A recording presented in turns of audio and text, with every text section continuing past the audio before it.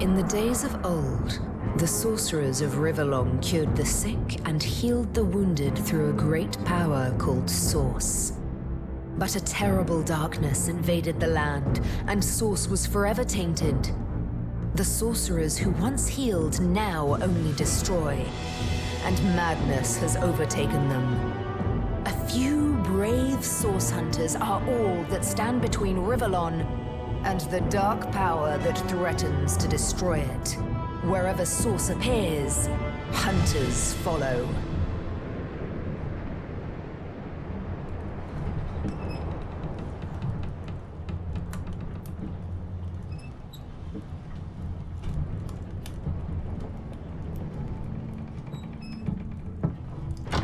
Rise and shine, Master Source Hunters.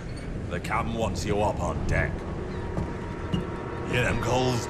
Means we're close to shore. I don't ever you go in there, Master Source Hunters. City's full of undead, hungry enough for blood. But you're supposed to investigate that murder, ain't you? They say it's Source that did the Counselor in. Source in a city like Cyseal, nowhere safe anymore. Here they are, Captain Sir. God's blessings on you, hunters. You'll be happy to hear we've reached Cyseal. But there's trouble offshore, so we'll have to sail in carefully. Here, have a look. Those are Orc ships, and they're blocking our passage. We'll get you as close to the city as we can, and drop you off on the beach. Be wary now. Orcs are on the attack. Undead have closed every route out, and there's a sorcerer on the loose. If we're to get justice for the Counselor, you'll have to keep your wits about you. May the luck of the gods be with you both, Source Hunters.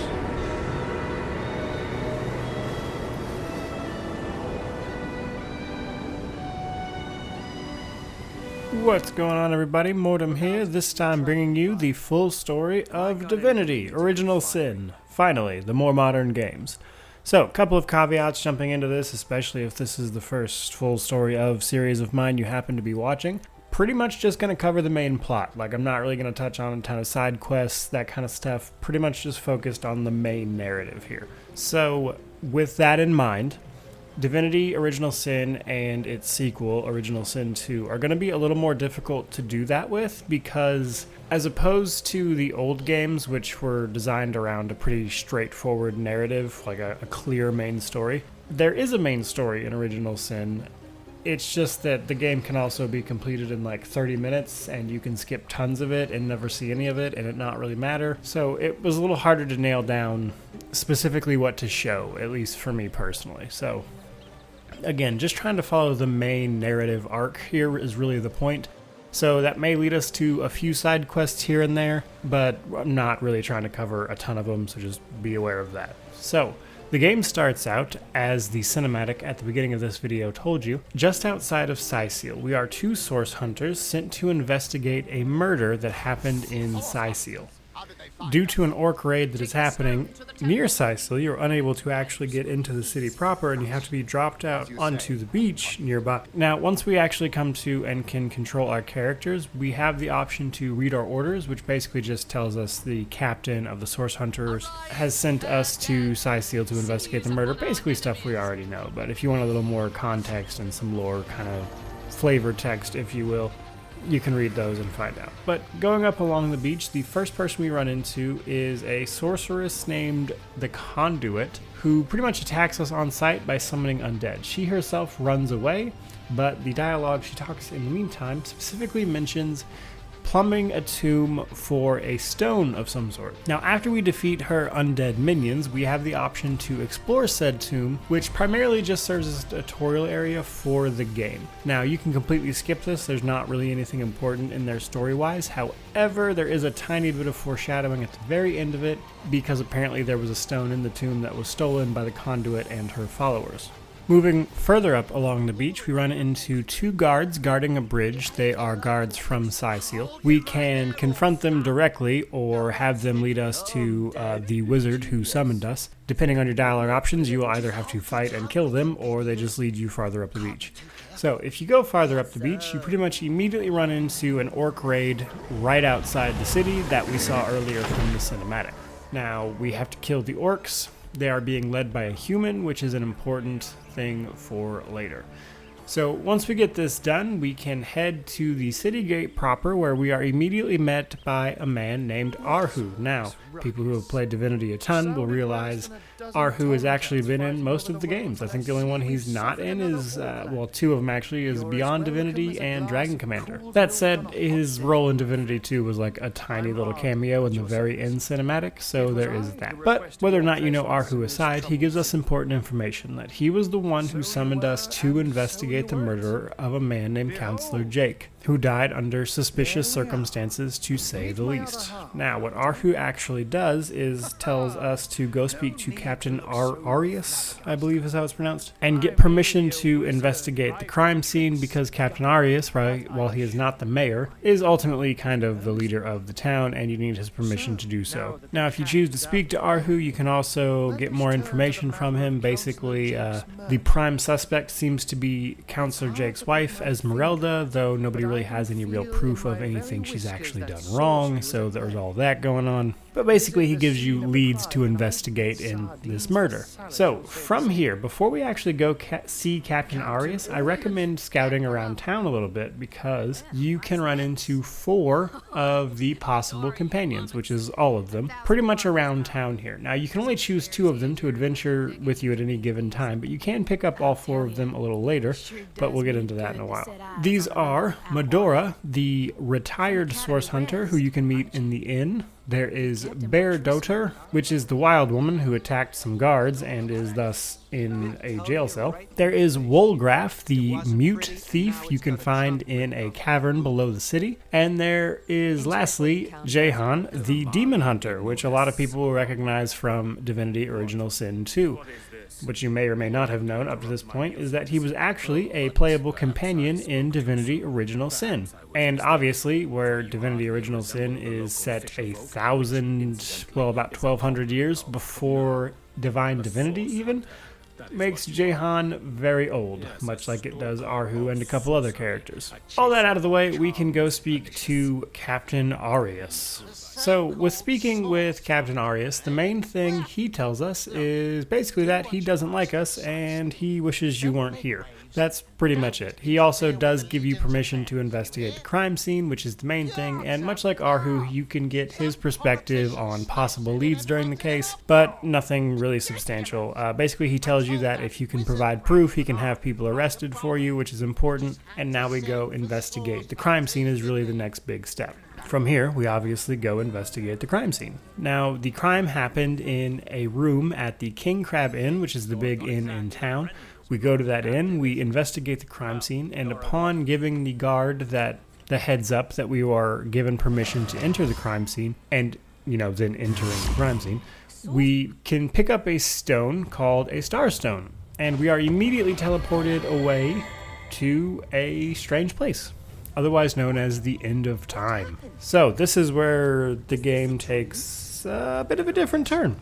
Going up the little path here, we can run into an imp named Zixzax, which is also a recurring character from Divine Divinity, I guess, originally. He is the imp that is immortal and happens to chronicle all of the things that happen. And as you might imagine, he is very shocked to see you here at a place called the End of Time. So basically, he says a lot of lore stuff, but the main thing is that he wants you to look through his telescope to see what he sees, and once you do so, you see the Void Dragon, which is basically hastening the end of time, which is why you're here. Now, while you are speaking to Zixzax about this, a portal opens up behind him, and Zixzax puts together that not only are you here, but the portal seems to have reacted to your presence, and that he thinks he knows where it might lead, but he'd rather show you than, just tell you. So all of you jump through the portal, and just as Zixzax imagined, you arrive at a sanctuary of sorts, but again, basically still in the End of Time. And this is where you meet the Weaver of Time, which is another chronicler of time, much like Zigzags himself. So it's interesting with these two because basically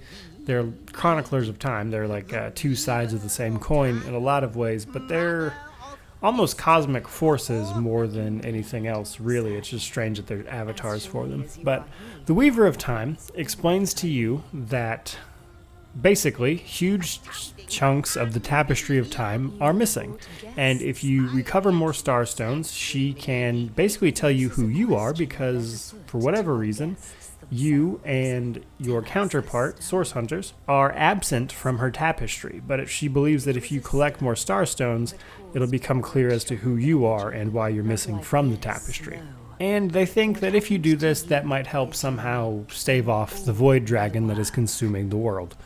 Or the end of time, if you will. So from here you can go back to Cyseal because you will have activated Rift Travel. This part of the game activates Rift Travel, which basically just lets you hop to waypoints like you can in Original Sin 2 from wherever. You just open up the Rift Travel menu, click on the way shrine you would like to teleport to, and off you go.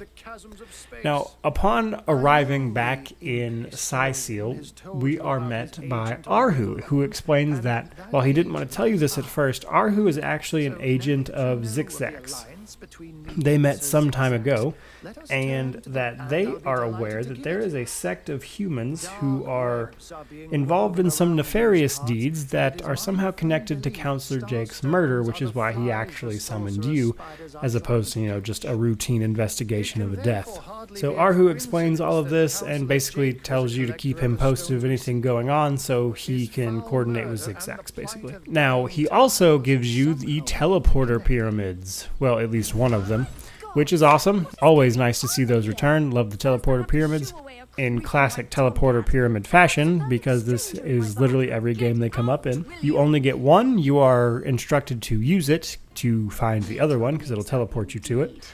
In this particular case, when you use it, you get teleported into a bathroom where a woman is taking a bath for a little bit of a laugh. So after that awkward thing aside, this is where I have been holding back from you guys a little bit. So this investigation at this point can take a ton of turns in classic Divinity fashion. So depending on who you talk to and what you discover when, this quest can actually take a ton of turns. Now there are, as you might imagine, an optimal couple ways to do things to maximize experience and things like that. And while I'm more or less going to stick to that kind of line of thinking, I just wanted to mention that you can just straight up find things around town that will tell you about this stuff. If you know where important quest items are located, so you've played previously, you can just go pick those up and it'll be like, oh, you were investigating around town and you discovered things. Or you can, for instance, another option you have is to actually talk to Jake's dog in the cemetery, which if you have Pet Pal, you'll learn that that is in fact Jake's dog and that he's staking out his owner's grave. But in talking to him, the dog will mention that it doesn't actually smell like Jake, and then you can dig up Jake's grave, and it turns out that Jake's body isn't in there. And then you can go from there. You can also then bring smelly items back to Jake's dog of the prime suspects, and then Jake's dog will basically tell you whether or not he can smell Jake and is thus related to the crime in any way. But all of those possible options aside, the typically speaking most common thing for you to do at this point would be to go back to investigate the actual crime scene, as you were interrupted in doing so last time. Now, in examining the crime scene here, we can actually discover a note inside a locked chest in the room where the murder happened, and inside is actually a love letter from the Duke of Ferrell to Jake's wife Esmeralda that specifically mentions killing Counselor Jake, which is, as you might imagine, pretty suspicious. And we can confront the Duke of Ferrell directly because he's in the inn. You can talk to him about this. He basically says, I was exaggerating for a poem, obviously, and moving on. From here, because we know that the body is already missing, we can go and speak to Robert the Mortician in town. in theory, where the body should be, right? So if you, before going upstairs of the morgue to actually speak to Robert the Mortician, investigate downstairs, you can find his ledger, which explains that he is very certain that Counselor Jake was murdered, and he gives a list of suspects in this ledger, which include the mayor, because the mayor has keys to all of the shops and things in town and could have stolen Jake's body afterwards. Captain Arias, because Captain Arias was very suspicious after the murder happened and apparently showed up to Robert the Mortician's house super early in the morning the day after the murder. Esmeralda, because of aforementioned affairs and everything else going on, and everyone seems to think she's the prime suspect anyway. And lastly, Evelyn, the local town doctor's apprentice, because she could easily transport a corpse, since again, Jake's body is missing. Now that's basically all the information you can learn from Robert the Mortician. And taking his ledger back to Captain Arias, we can have him arrested if we so choose, because he did kind of cover all of the body snatching stuff up. But we can take this ledger with some incriminating evidence back to Captain Arias and have Robert the Mortician imprisoned. But ultimately, that's pretty useless, because Robert the Mortician, while guilty of some morally interesting crimes, has absolutely not actually killed Counselor Jake, and thus isn't really the subject of this investigation. Now, from here, because of the love letter from the Duke of Ferrell, we can actually go speak to Lady Esmeralda to question her about her husband's murder. Now, she maintains her complete innocence, kind of explains that there is no proof, there's nothing going on, and is incredibly adamant about it if you question her. However, if from here you go upstairs, you can find a key to her shop's back door. Now, if you then go through that back door, you can actually find a book titled The Perfect Murder, as well as a bloody knife in her basement. Once we have all three of these items, we can actually take them to Esmeralda and confront her, where she, once again, is like, first of all, don't appreciate you sneaking around my house, as you might imagine. Second of all, she has an explanation for all of them, says as much, and also herself mentions the fact that Evelyn, the local healer's apprentice, has been seen doing suspicious stuff, and Esmeralda is very certain that while Evelyn didn't actually kill Jake, that she's somehow involved, and basically kind of gives us a lead in that direction. However, before we get to that, we can take all the evidence we found back to Captain Arias and have Esmeralda arrested for killing her husband Jake. However, upon doing this, it's made almost immediately clear afterwards that she's not the murderer, because, as Medora puts it so well if you have her as your companion, despite the fact that the evidence doesn't look good for Esmeralda, and that she was definitely cheating on Counselor Jake, ultimately, she isn't a sorcerer, and Counselor Jake was killed by source magic, as been stated a couple times by a couple different people up to this point. Because obviously you're source hunters, and they called you to investigate a murder involving source. So there's that for you, but you can falsely imprison Esmeralda should you so choose. Now from here, we obviously have one clear-cut lead to follow, and that is Evelyn, the local healer Thelrion's apprentice. I want to mention that the local healer Thelron is actually, I believe, supposed to be the Thelron from Divine Divinity that is causing Mardanus to go insane. I believe this is supposed to be that same character prior to him dying and turning himself into a lich after he moved to the Kingdom of Ferrell. I believe it's supposed to be the same person, which is just a really cool aside. With that out of the way, we can go speak to Thelron and basically ask him where Evelyn went, because if you've already talked to her up to this point, she then disappears, and basically he says that she left in some huge rush, didn't know what it was about, but she left a bag of her belongings in the next room. If you go to that bag of belongings, you can find a key to Evelyn's house. You can then, of course, use this key to go to Evelyn's house, where you can find a bunch of damning evidence that, while it doesn't directly state that she killed Counselor Jake, she clearly took his body if you combine this evidence with the evidence of everything else you find in town. That said, it also reveals the location of her hideout, as well as a reveal spell to reveal the entrance once you get there. So with that, guys, this is going to wrap up part 1 of the full story of Divinity Original Sin. So we found out who the prime suspect in Counselor Jake's murder is, and where to find her after she fled town. And next episode, we are going to investigate that lead outside of Cyseal and see where that leads us. So thank you guys so much for watching. I hope you enjoyed the video. If you did, please subscribe, stick around for more, as there's obviously more videos to follow this part 1. But like, comment, subscribe, do all that YouTube stuff. But either way, Have a great day.